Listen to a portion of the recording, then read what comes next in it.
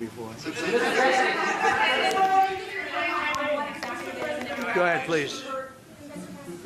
Yes. How do you want to solve the conflict on tariffs between the EU and the US?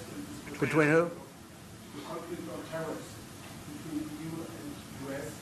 How do you want to solve And U.S. and who? European Union. How do you want to Well, we won on tariffs, actually. Somebody said you actually won the case. We won on tariffs. We had a decision that was wrong. It was a very bad decision from certain standpoints. From other standpoints, a very powerful decision because it reaffirmed all the fact that we have all these various forms of tariffs that we felt right, but it totally reaffirmed it. It said you can use all of these tariffs. So we have all these vast menus of tariffs. And tariffs have made our country very rich. We have to charge tariffs to nations who play with their money. You know, they move their money up and down like a yo-yo. We have to take care of nations that have been good to us and fair to us, and we're going to take care of them. Other nations, they haven't, and we haven't let them take advantage of us. But the whole thing with tariffs is we had a decision that, as an example, we have a license situation, and the license is something that allows us to immediately stop all business with, nobody even knew we had this power, but we do now because of this decision. We have the right to stop all business having to do with a certain country. If a certain country is not treating us well, the president, without going to Congress, has the right to stop. Sort of interesting. Have the right to stop, but under that one law, I didn't have the right to charge them. So I have the right to license them, but I don't have the right to charge, which is frankly ridiculous. But the right was given to us by the Supreme Court. And we have the right, as an example, we talked about Spain.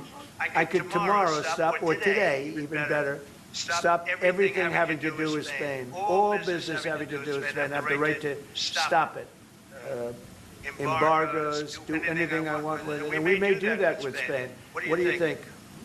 Well, sir, I think we're going to talk about it with you. I know that you have strong power, the Supreme Court clarified.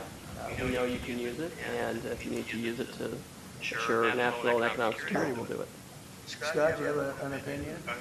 Sir, I agree. The Supreme Court reaffirmed your ability to implement an embargo, and as we've talked, from your first term, the Section 301s and the 232s have withheld more than 4,000 lawsuits, and USTR and Commerce are going to begin investigations, and we'll move forward with those. And we've instituted a 15% tariff on everybody, as you know. And just used, I tell you, we had a couple of paragraphs written in that opinion that were really incredible. Justice Kavanaugh wrote a fantastic dissent. But in his dissent, he said what we should do, and we knew that too. We just wanted to simplify it, and for some reason, I think, very, very foolishly, the courts decided no, but they said you can do it many other ways, and that's what we're doing. And what we've done is we've gone to a very simple, straight 15% tariff. We've taken in hundreds of billions of dollars in our country because of tariffs. So we've taken in all of this money, hundreds of billions of dollars, and honestly, it's made us very rich as a country. Right? So it's been doing good. When will you have the full plan implemented? We have a 5-month period, up to 5 months, where we can go at 15%. And while we're doing that, as you know, we're doing the various studies and things, and we'll be coming out with tariffs, different tariffs on different countries. Do you want to talk about that, please? Yes, so by the time the 5-month period has elapsed, we'll have completed investigations under Section 301 that Secretary Bessent talked about. We know there are countries out there with deals who are very interested in keeping the deals. We need to go through and investigate all these unfair trading practices, the kinds of things you talked about, and make sure that we're protecting U.S. economic security. We know there are countries How out are we going to treat Germany? Well, I think you should hit them very, very hard. you knew he was right there when you said that, President. they have expressed an interest. Germany's been quite constructive in wanting to move forward and be helpful. You know, the rest of you will talk to them as well, but obviously I will say every single country wants to make the deal they already have. In other words, the deal that we have using the other authority, they want to make the same deal. And we'd like to see, actually, we're going to adjust it somewhat upward, actually, but they all want to stay in the deal, and so we'll probably be able to do that pretty easily.